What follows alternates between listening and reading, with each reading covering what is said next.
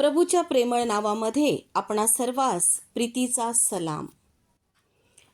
आजच्या मननासाठी प्रेषितांची कृत्य याचा 20वा अध्याय आणि 24वे वचन मी आपणासाठी वाचत आहे. मी कशाचीही काळजी करीत नाही. मी आपल्या प्राणाची किंमत एवढी सुद्धा करत नाही, यासाठी की मी आपली धाव आणि देवाच्या कृपेची सुवार्ता निश्चित अर्थाने सांगण्याची जी सेवा मला प्रभू येशूपासून प्राप्त झाली आहे ती शेवटास न्यावी. वाचलेलं वचन परमेश्वर आपल्या सर्वांसाठी आशीर्वादित करो. त्याच्या नावाला मान, सन्मान आणि गौरव युगानयुग असो. माझ्या प्रिय बंधू भगिनींनो, आज आपण मानवी जीवन जगत असताना आपल्या जीवनाचा खरा उद्देश काय आहे किंवा आपल्या जीवनाचा हेतू काय आहे. मग अनेक जण म्हणतात की जीवन म्हणजे पैसा, कीर्ती, प्रसिद्धी, चांगली उत्कृष्ट नोकरी असे अनेक लोकांचे उद्देश असतात. पण संत पौल प्रेषितांची कृत्य याचा 20वा अध्याय आणि 24व्या वचनामध्ये म्हणत आहे की माझे जीवन हे काडी मोलाचे आहे.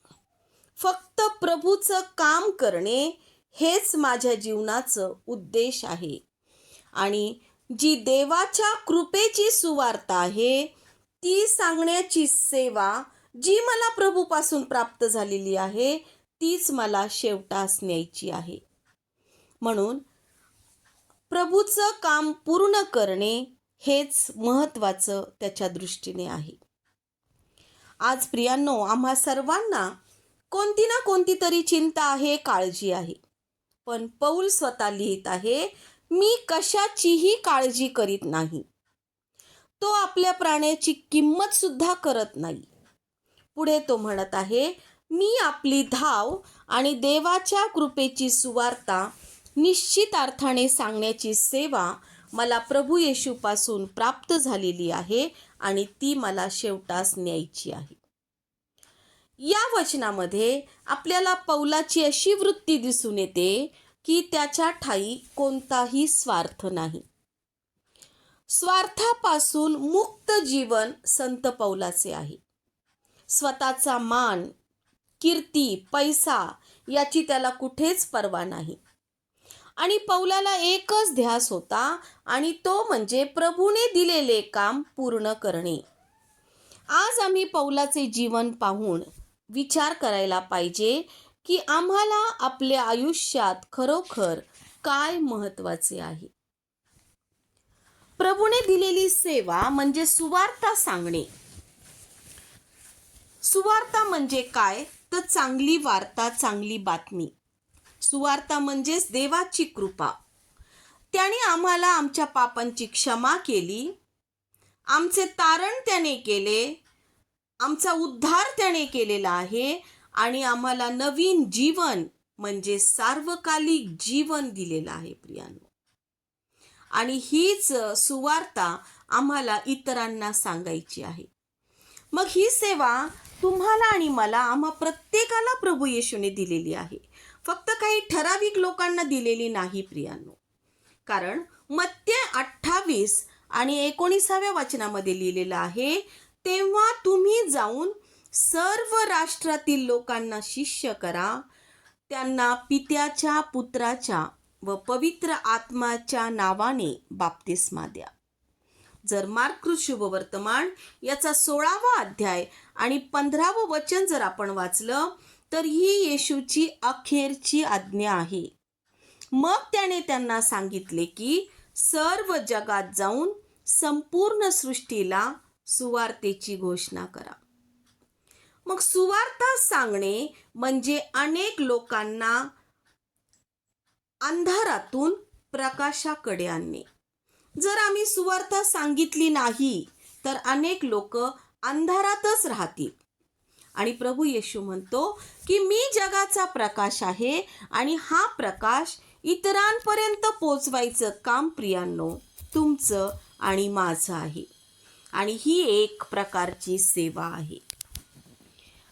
ही सेवा पूर्ण करण्याचा निर्धार संत पौल याच्यामध्ये आपल्याला पाहायला मिळतो.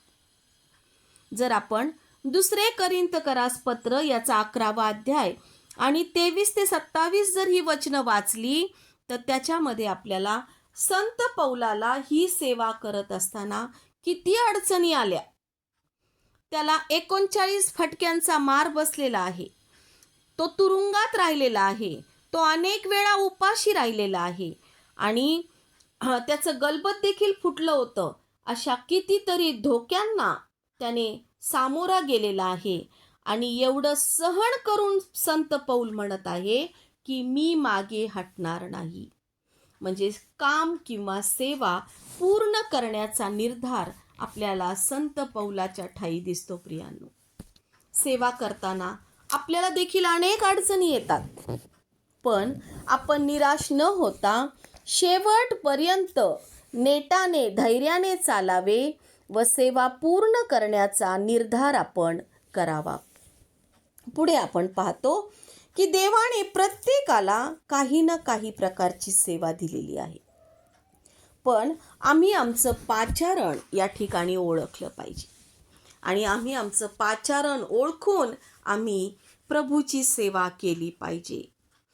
जी देवाने दिलेली सेवा आहे, प्रभू येशूपासून आम्हाला जी सेवा प्राप्त झालेली आहे त्या सेवेशी आम्ही प्रामाणिक राहिलं पाहिजे प्रियांनो, आणि प्रामाणिकपणाने आम्ही ही सेवा केली पाहिजे. ज्या ज्या वेळेस आम्ही सेवा करतो त्यावेळेस आम्ही पवित्र आत्म्यावर अवलंबून राहिलं पाहिजे. कारण प्रेषितांचे कृत्य याचा 1 अध्याय आणि 8व्या वचनामध्ये लिहिलेलं आहे की पवित्र आत्मा तुमच्यावर येईल तेव्हा तुम्हाला सामर्थ्य प्राप्त होईल. ज्यावेळेस आमच्यावर पवित्र आत्मा उतरतो प्रियांनो, तेव्हा आम्हाला एक शक्ती मिळते, एक सामर्थ्य मिळतं आणि आम्ही त्या ठिकाणी प्रभूची सेवा पवित्र आत्म्यावर अवलंबून राहून करतो. त्याच्या मदतीने आपण सेवा करू शकतो. ज्या वेळेस आम्ही सेवा करतो प्रियांनो, त्यावेळेस आम्ही फळाची अपेक्षा करावी का? स्वर्गातून मिळणाऱ्या फळाची अपेक्षा निश्चितच आम्ही केली पाहिजे, कारण आम्हाला परमेश्वर स्वर्गातून काहीतरी फळ देणार आहे आणि ते फळ आम्हाला अपेक्षा करणं गरजेचं आहे. परंतु सेवा करताना आम्ही लोकांकडून फळाची अपेक्षा करू नये. निश्चित जी सेवा आम्ही करणार त्या सेवेला देव आम्हाला बक्षीस देणार आहे. त्या सेवेचं फळ तो देईल आणि आम्हाला मनुष्याकडून फळाची अपेक्षा करणं चुकीचं आहे. पुढे आपण पाहतो की कुणीच अर्धवट सेवा सोडून देऊ नये. की आज मी अर्धी सेवा केली, 5 वर्ष सेवा केली, 10 वर्ष सेवा केली आणि आता मला कंटाळा आला, आता मी देवाची सेवा स्टॉप केलेली आहे, आता इथून पुढे मी देवाची सेवा करणार नाही. जर असं असेल तर आम्हाला लूककृत शुभवर्तमान याचा 9वा अध्याय आणि 62वं वचन आम्हाला सांगतं की येशूने त्याला म्हटले, जो कोणी नांगराला हात घातल्यावर मागे पाहतो तो देवाच्या राज्यास उपयोगी नाही. जर आम्ही शेती करत असू तर आम्ही नांगराला हात घालतो, ते नांगर हातात पकडतो, नांगरणी करायला सुरुवात करतो आणि मग आम्ही मागे पाहतो तर ही गोष्ट देवाच्या राज्यास उपयोगी नाही. म्हणजेच आम्ही अर्धवट सेवा करणार आणि आम्ही अर्धवट सेवा करून ती सेवा त्याच ठिकाणी आम्ही थांबवणार. हे अजिबात देवाला आवडत नाही प्रियांनो. एक छोटीशी बोधकथा आहे की एक राजा होता आणि त्या राजांचं 2 सेवकांवर खूप प्रेम होतं आणि ते सेवक सुद्धा अतिशय चोखपणे आपलं काम पूर्ण करत असायचे. आणि एके दिवशी त्या राजाने त्या दोन्ही सेवकांना बोलवलं आणि सांगितलं की नदी ओलांडून तू ह्या एका गावाला जा आणि तू दुसऱ्या गावाला जा आणि जो माझा संदेश आहे तो संदेश या दोन्ही गावांना तुम्ही जाऊन पोचवा. आणि मग दोघंही सेवक वेगवेगळ्या 2 होड्यांमध्ये बसले आणि नदी पार करण्यासाठी ते निघाले. आणि मग पहिला सेवक ज्यावेळेस त्या होडीमध्ये बसला त्यावेळेस त्याला हा प्रवास अतिशय अवघड वाटला आणि तो म्हटला की किती अवघड प्रवास आहे, किती नदीला पाणी आलेलं आहे, विरुद्ध दिशेला हे पाणी वाहतंय आणि मला दुसऱ्या दिशेला जायचं आहे, म्हणजे होडी हाकारणं सुद्धा खूप कठीण आहे. आणि अशा परिस्थितीमध्ये तो म्हणत आहे की मला माझ्या राजाचं काम पूर्ण करणं महत्त्वाचं आहे. आणि त्याने या सर्व संकटांना, धोक्यांना सामोरं जाऊन त्याने ती नदी पार केली आणि त्या गावामध्ये तो पोहोचला आणि त्याने संदेश दिला. जो राजाने सांगितलेला संदेश होता, तो संदेश त्याने तिथल्या गावातील लोकांना, गावकऱ्यांना दिला. आता जो दुसरा सेवक होता, तोही त्या नदी पार करण्यासाठी त्या होडीमध्ये बसून चाललेला असताना तोही त्या प्रवासाला घाबरला आणि तो म्हटला की आता इतक्या भयानक हा प्रवास आहे, इतका कठीण आहे, आणि मग त्याला त्याच्या जीवाची भीती वाटायला लागली. आणि मग तो म्हणाला की अरे बापरे, एवढ्या जर कठीण धोक्यांना या पाण्यामधून पलीकडे जात असताना कदाचित मला मृत्यू आला तर. आणि तो घाबरला, त्याला कंटाळा आला, त्याला आळस आला, तो थकून गेला त्या प्रवासाने आणि तो मागे फिरला आणि अर्धवट वाटेतून तो पुन्हा माघारी आला. आणि मग दोघंही सेवक त्या राजाला भेटले. पहिल्या सेवकाला राजाने बक्षीस दिले, परंतु दुसरा सेवक ज्याने अर्धवट काम सोडलेलं होतं त्याला मात्र त्या राजाने शिक्षा दिली. आज प्रियांनो, आम्हाला सुद्धा प्रभू येशू जाब विचारणार आहे की तू या भूतलावर होता त्यावेळेस तू माझी सेवा कशा प्रकारे केली. कारण अर्धवट सेवा परमेश्वराला आवडत नाही. प्रियांनो, ज्या वेळेस आम्ही सुवार्ता इतरांना सांगतो त्यावेळेस आम्हाला त्याचं फळ निश्चित अर्थाने मिळतं. प्रेषितांची कृत्य याचा 2 अध्याय आणि 41व्या वचनामध्ये लिहिलेला आहे, तेव्हा ज्यांनी त्याच्या संदेशाचा स्वीकार केला त्यांचा बाप्तिस्मा झाला आणि त्या दिवशी त्यांच्यात सुमारे 3000 माणसांची भर पडली. ज्यावेळेस आम्ही इतरांना सुवार्ता सांगतो त्यावेळेस लोकांच्या जीवनामध्ये बदल होतो, परिवर्तन होतं. 3000 लोकांनी सुवार्ता ऐकून त्या ठिकाणी बाप्तिस्मा घेतलेला आहे आणि त्यांच्यामध्ये 3000 माणसांची भर पडली. सुवार्तेने एवढं मोठं कार्य या ठिकाणी केलेलं आहे प्रियांनो. आणि लूक याचा 15वा अध्याय आणि 7व्या वचनामध्ये लिहिलेलं आहे की त्याप्रमाणे ज्यांना पश्चातापाची गरज नाही अशा 99 नीतिमानांबद्दल होणाऱ्या आनंदापेक्षा पश्चाताप करणाऱ्या एका पापी माणसाबद्दल स्वर्गात अधिक आनंद होईल, हे मी तुम्हाला सांगतो. ज्यावेळेस आम्ही इतरांना सुवार्ता सांगतो त्यांना पापाची जाणीव होते आणि मग ते प्रभू येशूकडे पश्चाताप करतात. आणि मग आम्हाला वचन सांगत आहे की ज्यांना पश्चातापाची गरज आहे असा पश्चातापी एक पापी माणसाबद्दल देखील त्याने जर पश्चाताप केला तर स्वर्गात खूप आनंद होतो.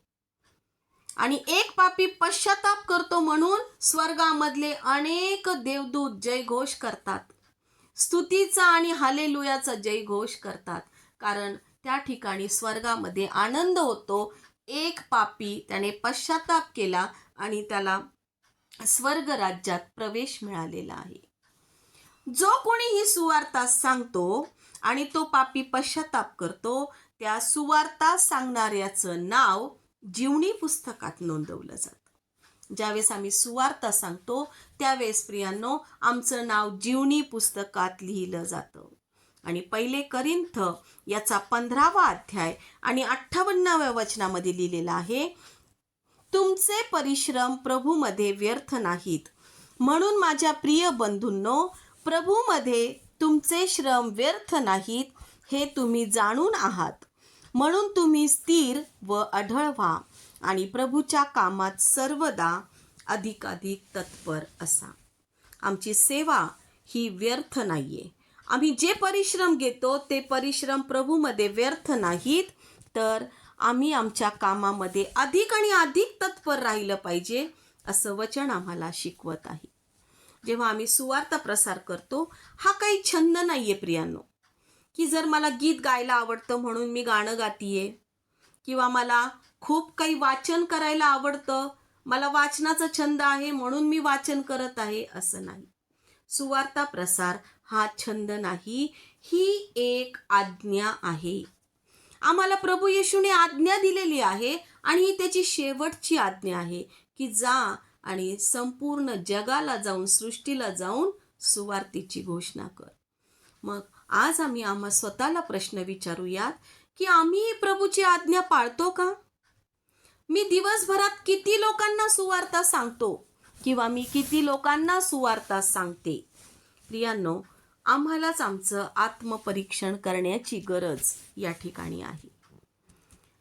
सुवार्ता ही का सांगितली पाहिजे? आम्ही सुवार्ता का सांगावी? तर निश्चितच ही एक आज्ञा दिलेली आहे. ही अखेरची आज्ञा प्रभू येशूने आम्हाला दिलेली आहे. परंतु रोमकरास पत्र याचा 1 अध्याय आणि 16वं वचन आम्हाला सांगत आहे, कारण मला ख्रिस्ताच्या सुवार्तेची लाज वाटत नाही. कारण विश्वास ठेवणाऱ्याला प्रत्येकाला, प्रथम यहुद्याला मग हेलन्याला तारणासाठी ती देवाचे सामर्थ्य आहे. सुवार्ता सांगताना आम्हाला लाज वाटू नये प्रियांनो. आणि दुसरी गोष्ट अशी आहे की ज्या वेळेस आम्ही इतरांना सुवार्ता सांगतो त्यावेळेस पुढच्या व्यक्तीचं तारण होतं.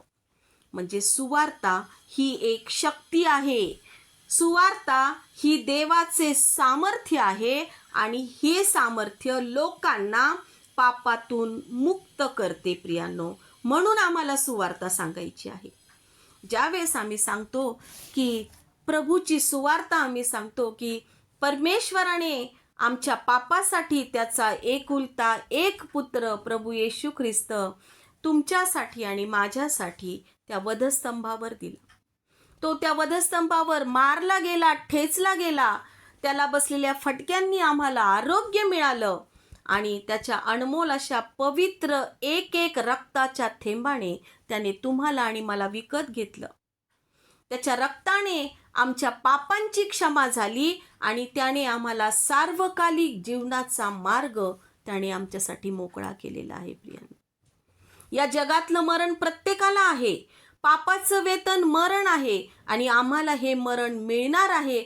परंतु या मरणानंतर पुन्हा आम्हाला दुसरं मरण नाही, तर आम्ही सार्वकालिक जीवनामध्ये प्रभूमध्ये, प्रभूच्या सोबत आम्ही त्या स्वर्गात असणार आहोत.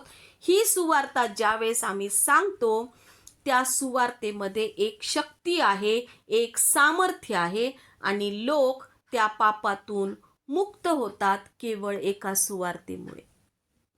जर प्रियांनो आज आपण शांत राहिलो तर कित्येक लोकांचा नाश होईल. जर मी सुवार्ता सांगितली नाही तर आज कित्येक लोकांचा नाश होईल आणि कित्येक लोक अंधारात राहतील. जर प्रभू येशू म्हणतो ना, मी जगाचा प्रकाश आहे, तर त्या प्रकाशात आम्हाला अनेक लोकांना तिथं आणायचं आहे. प्रियांनो, आम्हाला देवाच्या प्रेरणेने सुवार्ता सांगितली पाहिजे. प्रियांनो, आज जर सुवार्तेपासून अनेक जण वंचित राहू नयेत म्हणून आम्हाला सुवार्ता सांगितली पाहिजे. सुवार्ता सांगण्याचे मार्ग कोणते कोणते आहे? आम्ही कशा प्रकारे सुवार्ता सांगावी? तर आम्ही इतरांना पवित्र शास्त्रातलं वचन सांगितलं पाहिजे. आम्ही संदेश दिला पाहिजे. ज्यांना संदेश देता येत नाही ते आपल्या जीवनातून देखील सुवार्ता सांगू शकतात. आपलं वर्तन, इतरांशी असलेलं वर्तन, इतरांशी प्रीतीने वागणं, प्रभूची प्रीती जर आमच्यामध्ये असेल, प्रभूचा कळवळा आमच्यामध्ये असेल, प्रभूची शांती आमच्या जीवनात असेल, तर ते आम्हाला इतरांना आमच्या जीवनातून दिसतील. प्रियांनो, आमचा प्रामाणिकपणा, आमचं प्रेम, आमचं प्रार्थना करणं, या सर्व गोष्टी ज्यावेळेस इतरांना दिसतात तेव्हा आमच्या जीवनातूनच इतरांना सुवार्ता सांगितली जाते. प्रियांनो, आणि खरोखर आमच्यामध्ये असलेली क्षमाशील वृत्ती जी प्रभूपासून आहे ती जर आमच्या जीवनात असेल तर निश्चितच आमचं आमच्या जीवनातूनच इतरांना सुवार्ता सांगितली जाईल. प्रार्थना करणे ही गोष्ट फार महत्त्वाची आहे. ज्या लोकांपर्यंत आपण पोचू शकत नाही, ज्या लोकांपर्यंत येशूचं नाव आमच्याकडनं जात नाही प्रियांनो, त्या लोकांसाठी प्रार्थना करणं, गुडघ्यावर येणं ही एक सुवार्तेचं अतिशय चांगलं आणि प्रभावी माध्यम आहे. आम्ही अशा लोकांसाठी प्रार्थना करू शकतो आणि मग त्यांना ती सुवार्ता त्यांच्यापर्यंत जाऊन ते त्यांचा तारण प्राप्त करून घेऊ शकतात. प्रियांनो, आज दवाखान्यामध्ये अनेक आजारी लोक असतात. आम्ही तिथे जाऊन सेवा करू शकतो, त्यांच्यासाठी, आजारी लोकांसाठी प्रार्थना करू शकतो. जे तुरुंगामध्ये आहेत, जे वाईट मार्गी लागलेले आहेत आणि तुरुंगामध्ये आहेत, तुरुंगामध्ये जाऊन देखील आम्ही देवाची सुवार्ता सांगू शकतो. कदाचित त्यांचं मन फिरेल आणि ते प्रभूला स्वीकारतील आणि तो एक आत्मा स्वर्गराज्यात घेतला जाईल. आणि ज्यावेळेस एक आत्मा स्वर्गराज्यात जिंकला जातो, मी मगाशीच सांगितलं की संपूर्ण स्वर्गामध्ये आनंद केला जातो. प्रियांनो, आम्हाला आणखीन काही प्रकारे सेवा करता येते. ती सेवा म्हणजे आम्ही गरिबांना मदत करू शकतो. जे गरजू आहेत त्यांना अन्न देऊ शकतो, त्यांना वस्त्र देऊन त्यांच्या भौतिक गरजा आम्ही भागून आम्ही सुवार्ता प्रसार करू शकतो. प्रियांनो, आणि जे आजारी आहेत त्यांना देखील आम्ही मदत करून, त्यांच्यासाठी प्रार्थना करून, त्यांना धैर्य देऊन आम्ही ती देखील अशा प्रकारे देखील आम्ही सुवार्ता सांगू शकतो. आता सुवार्ता सांगण्यासाठी खूप कमी वेळ राहिलेला आहे, म्हणून आम्हाला वेळ वाया घालून चालणार नाही. आजच, आत्तापासूनच आम्हाला सुवार्तेसाठी तयार व्हायचं आहे. प्रियांनो, कारण एक गीतकार म्हणतो की थोडा समय है बाकी, सेवा अभी है काफी, हम रुके नहीं, पीछे मुड़े नहीं, येशू है हमारा साथी.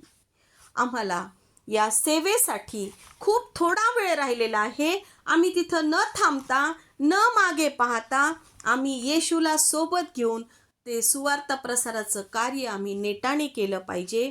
आणि त्याच्यासाठी वेळ वाया घालवणे अतिशय अशक्य अशी गोष्ट आहे. वेळ वायाच घालू नये, तर आजपासूनच आम्ही सुवार्ता करावी. सुवार्ता कुठे करावी, कशी करावी? आमच्याच कुटुंबातून आम्ही सुवार्ता सांगावी. आमच्याच कुटुंबातील व्यक्तीला आम्ही देवाचं नाव सांगावं. आमच्या शेजाऱ्यांना सांगावं. ज्या ठिकाणी आमचं कार्यक्षेत्र आहे त्या ठिकाणी आम्ही सुवार्ता सांगावी. सुवार्ता रस्त्याने सुद्धा सांगता येते. प्रियांनो, आम्ही बसमध्ये बसलो असू तर आमच्या शेजारच्या व्यक्तीला देखील बसमध्ये बसलेल्या आम्ही त्यांना सुवार्ता सांगू शकतो. प्रियांनो, आणि म्हणून ही सुवार्ता सांगणं अतिशय एक गरजेची गोष्ट आहे. येशू ख्रिस्त हा स्वतः देवाचा पुत्र होता आणि तो मनुष्य पुत्र होऊन या भूतलावर आला आणि त्याने देखील सुवार्ता सांगितलेली आहे. आणि तो म्हणतो की मी सेवा करावयास नाही, तर सेवा करून घेण्यासाठी नाही, तर सेवा करावयास आलो आहे. प्रभू येशू हा लोकांकडून सेवा करून घ्यायला नव्हता आला, तर तो स्वतः सेवा करायला आलेला होता. प्रियांनो, या भूतलावर त्याने 3.5 वर्ष सेवा केलेली आहे. अनेक रोग्यांना बरं केलं, अनेक जे अशुद्ध आत्म्याच्या प्रभावाखाली होते त्याच्यातून त्यांना बंधनमुक्त केलं. आणि प्रभू येशूने अनेकांना वचनातून शिकवलेलं आहे, दाखल्यातून शिकवलेलं आहे. आणि अशा प्रकारे त्यांनी स्वतः सुवार्ता प्रसाराचं कार्य केलेलं आहे. दुसरं उदाहरण आपण पाहूयात, स्तेफनाचं. जर प्रेषितांची कृत्य याचा 6वा अध्याय जर आपण पूर्ण वाचला, तर या स्तेफनाने धैर्याने सुवार्ता सांगितलेली आहे. जर प्रेषित याचा 6वा अध्याय आणि त्याच्यामध्ये आपण वाचतो की हा जो स्तेफन होता तो विश्वासू आणि पवित्र आत्म्याने परिपूर्ण असा होता. आणि त्याने कोणती सेवा केली? तर त्याने पंक्ती सेवेची सेवा केलेली आहे. त्याने पंक्ती सेवा केली म्हणजे अन्न वाटपाची सेवा केलेली आहे. आणि त्या ठिकाणी विधवा स्त्रिया आणि गरिबांना योग्य प्रकारे भोजन मिळावे म्हणून या स्तेफनाने सेवा केलेली आहे. आणि नंतर हा स्तेफन त्याला दगडमार करण्यात आली आणि त्या ठिकाणी तो मरण पावलेला आहे. तो पहिला रक्तसाक्षी बनलेला आहे. प्रियांनो, आपण पाहतो की साधू सुंदर सिंग, घरातूनच त्यांना विरोध होता, परंतु साधू सुंदर सिंग यांनी संपूर्ण भारतात, तिबेटमध्ये त्यांनी सुवार्ता सांगितलेली आहे. संपूर्ण भारतभर ते पायी फिरलेले आहेत, जंगलात राहिलेत, भूक लागलेली असताना थंडीमध्ये अनवाणी पायांनी ते फिरत होते आणि लोकांना सुवार्ता सांगितलेली आहे. आणि त्यांचे पाय, जे रक्ताळलेले पाय, त्यांची सेवा त्या रक्ताळलेल्या पायांनी त्यांनी केलेली आहे. प्रियांनो, आज प्रभू येशूने जे काम आम्हाला दिलेलं आहे ते काम आपल्याला पूर्णच करायचं आहे. आणि ते काम म्हणजे देवाच्या कृपेबद्दलची सुवार्ता आम्ही लोकांना सांगितली पाहिजे. प्रभू करो आजचं वचन हे परमेश्वर तुम्हा सर्वांसाठी आणि माझ्यासाठी आशीर्वादित करो. त्याच्या नावाला मान, सन्मान आणि गौरव युगानयुग असो. आमेन, आमेन.